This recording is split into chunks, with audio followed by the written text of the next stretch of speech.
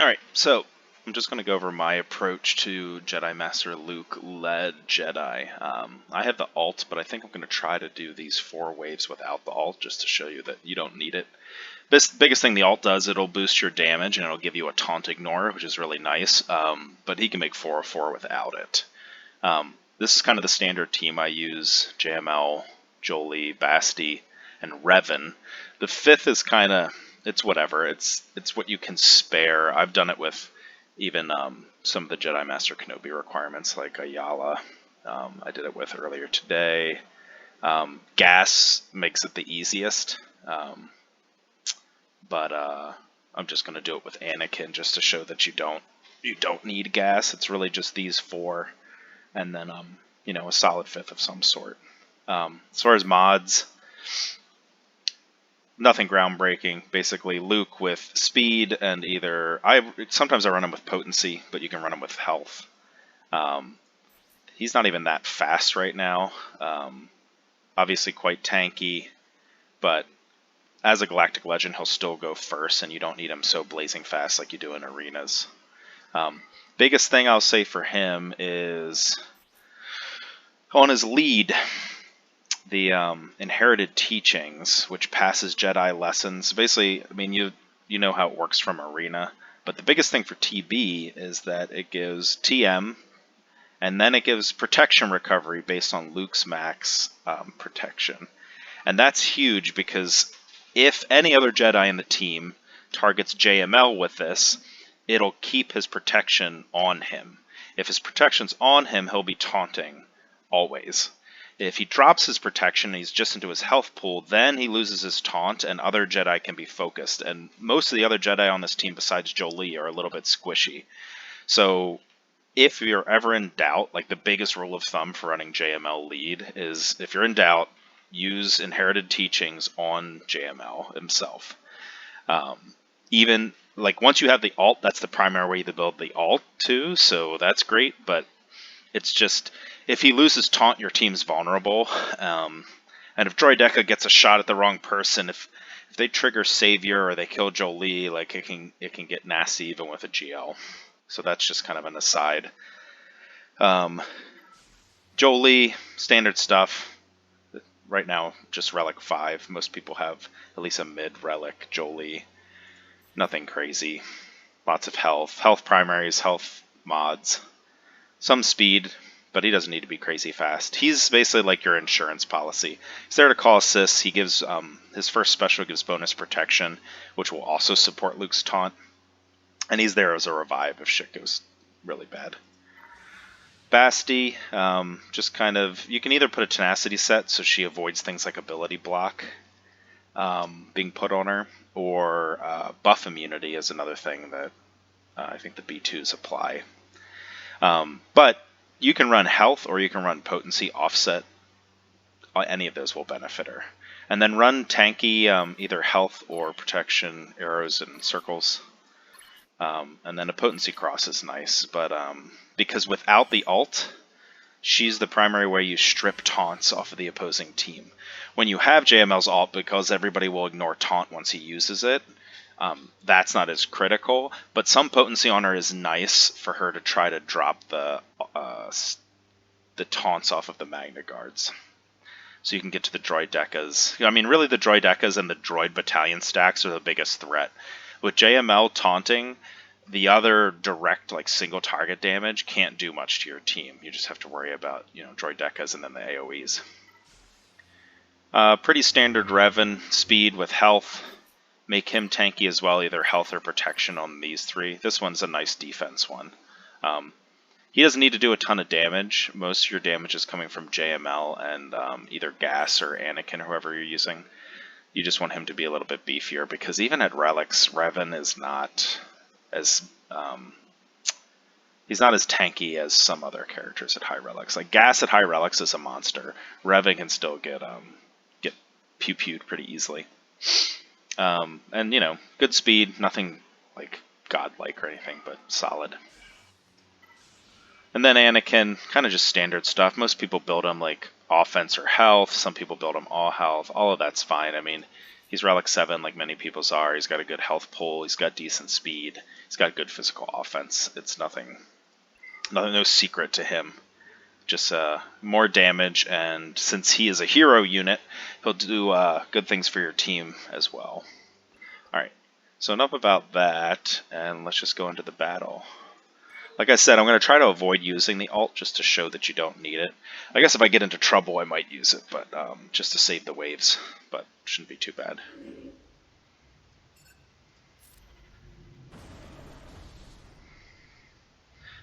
So right now, Droideka's ability blocks, so he can't use his big hit.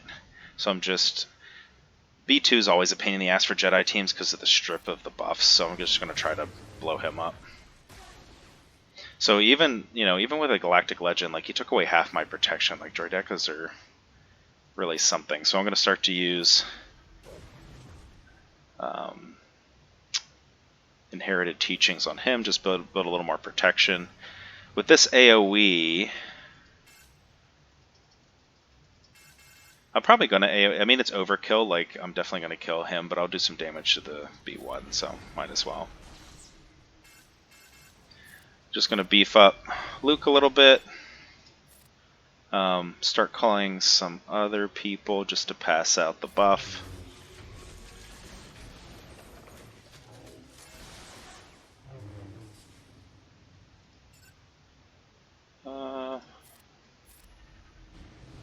Trying to think. Be nice to be able to strip that off a Droideka.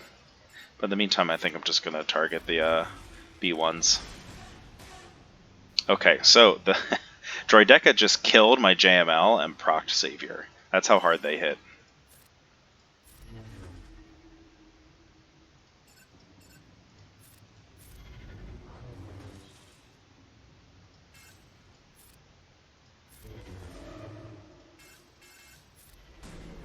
Alright.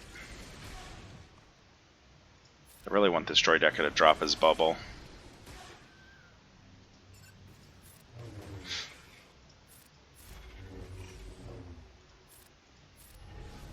Ta-da! Back up.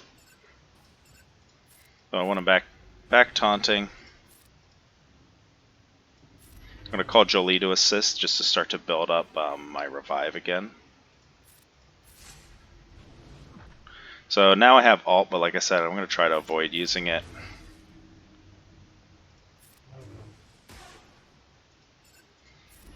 Droidekas are such absolute assholes. I'm going to mark him. Like you said, that's almost like the worst case scenario where my GL died, and it still is okay because of the team, of Savior, because of Jolie. You can even lose your Galactic Legend, and it's totally doable. So Jolie already has his revive back up.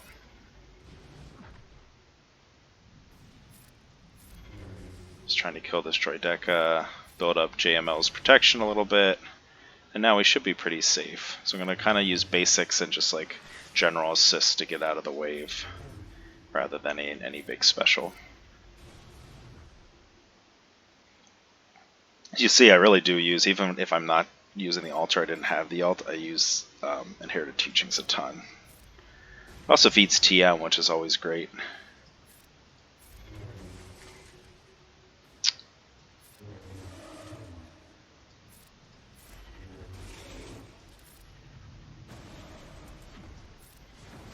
Well, that was a little bit of a misplay, just because I could have targeted one of the B1s, and since Anakin is a hero, he could have assisted and taken out another stack.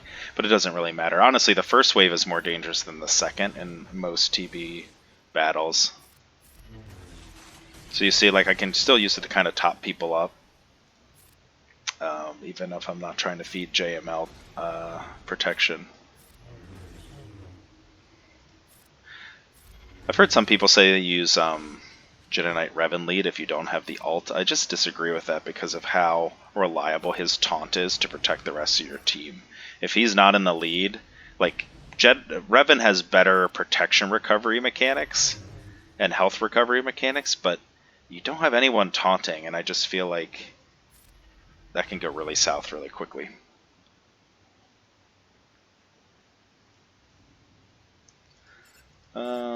So we'll try to ability block Spy when we get Efflux. In fact, we'll buff him up just so Efflux hits hard.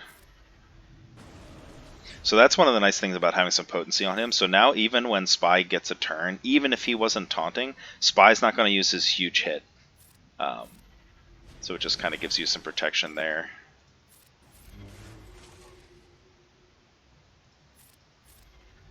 See, the only thing about this is I can't, without using the alt, like that's the nice thing about the alt taunt ignore. Because otherwise, if you just have to beat on Magna Guard, like your team is sort of safe except B2s can just like keep knocking the crap out of you, so that's why it's nice to get rid of them. Try to get this taunt off.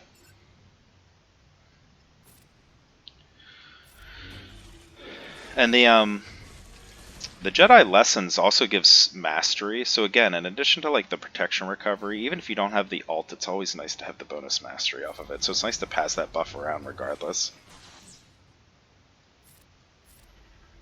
So yeah, as long as he has a little bit of protection, you're safe.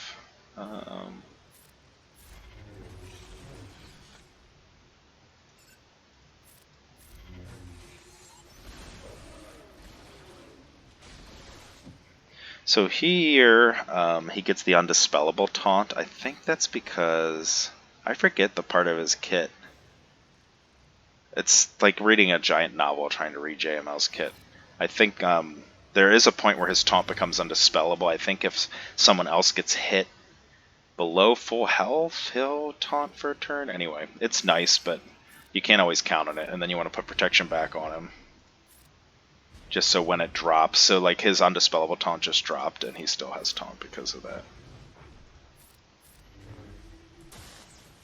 This is also why high protection on him is good, because the damage of the assists is based off of his max protection. So in addition to making him tankier and having a higher protection pool, they recover protection based on his max protection, and they deal true damage based on his max protection. So that's why I mod mine for always max protection on the cross, circle, and the triangle.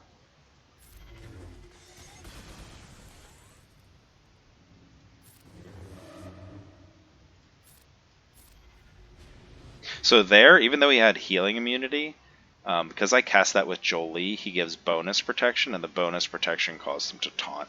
So he couldn't heal or gain back any actual protection, but the bonus protection reactivated the taunt.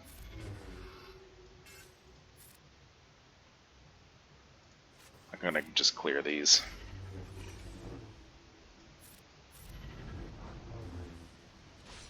So right there, since I didn't have taunt, Spy got a shot at Revan, but since he was ability blocked, not so bad.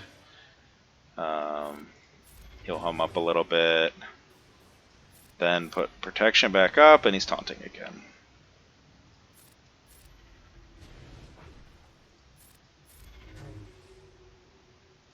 So again, the alt makes this a little bit cleaner just because the taunt ignore and the increased damage work pretty well. But as you can see, it's like, other than losing him wave 1 before I got up and rolling, it's pretty secure even without the taunt, or without the alt.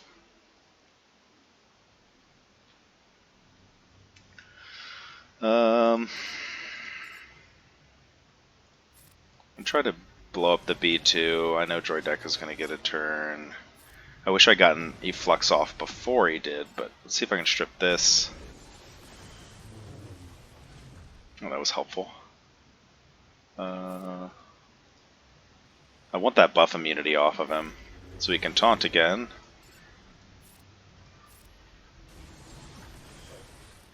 Alright, he's gone. I'm going to target him with the AoE just because I'll get a second attack, which I won't. Oh, why didn't I? Oh, the tactical droid. So the tactical droid prevents like basically a lot of stuff against the droid battalion stacks.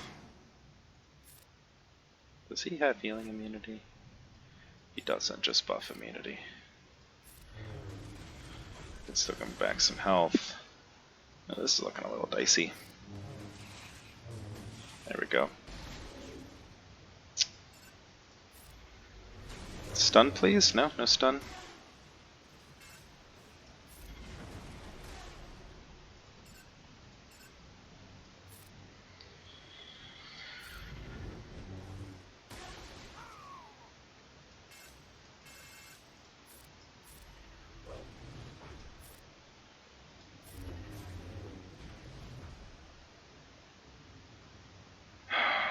I don't want to do this, but I'm going to go ahead and extort.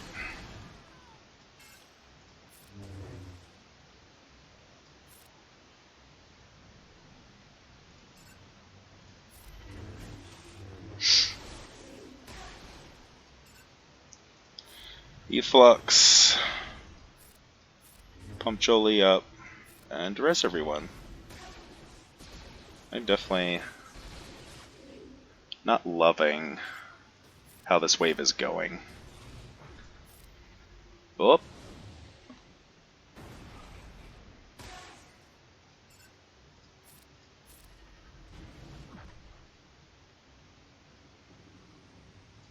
Let me see if I can daze him.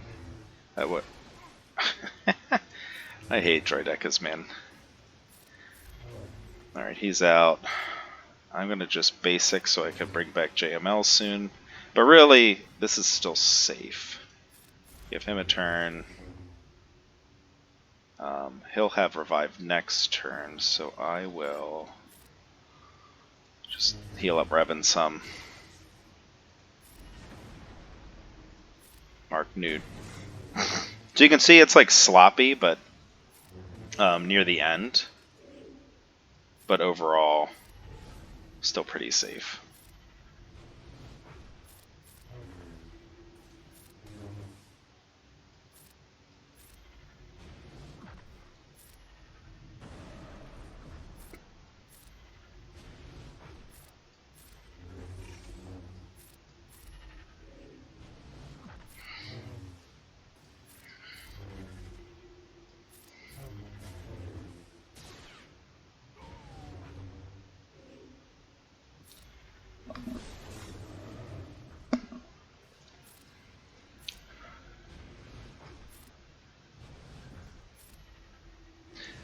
Again, all of this would go faster with the ultimate just because it boosts everybody's offense.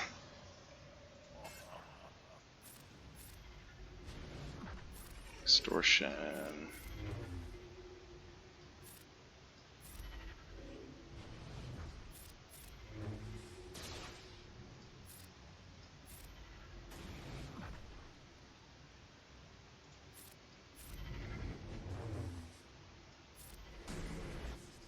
It's funny, this is almost more of, without gas, this is more of a control team than a power team. Like, it is taking a while to kill stuff. But, you know, it's safe. Between, like, the healing and the taunt swaps, the revives, the ability blocks, protection recovery. And there we go. Sorry it ran long, it's like 18-minute video. I don't normally like to do it that long, but hopefully that was helpful.